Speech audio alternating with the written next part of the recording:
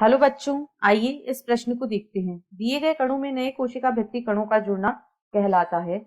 विकल्प ए भंडारण, विकल्प बी एपोजिशन रामानाधिकरण, विकल्प सी इंटरसेप्शन या विकल्प डी एग्रीगेशन या एकत्रीकरण। इस प्रश्न की जो मुख्य अवधारणा वह है कोशिका भित्ति की वृद्धि।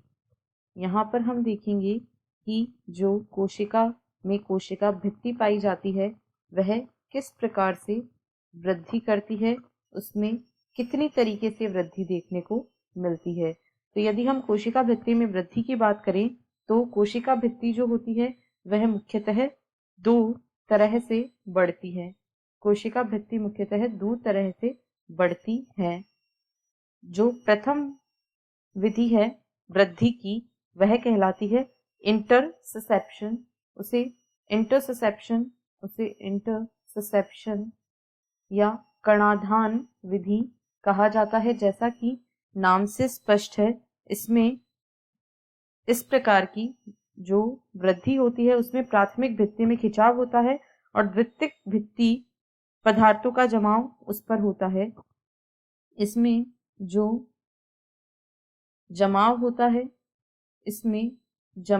है वह कणों के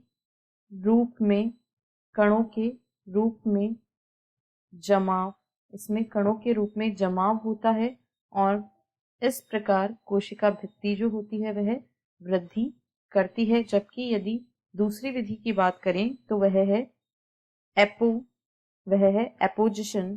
एपोजिशन,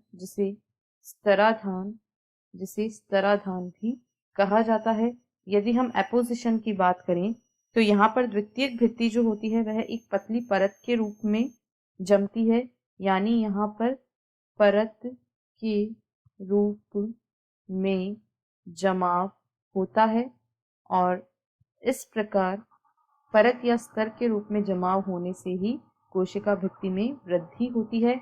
इसे एपोजिशन कहा जाता है। क्योंकि हमें प्रश्न में कणों के रूप में कोशिका भित्ति का जुड़ना इसके बारे में पूछा गया है, तो अभी हमने देखा इसे इंटरसेप्शन कहा जाता है। इसलिए विकल्प सी इस प्रश्न का सही उत्तर है। इसे भंडारण, एपोजिशन या एग्रीगेशन नहीं कहा जाता है। आशा है आपको प्रश्न समझ आया होगा। धन्यवाद।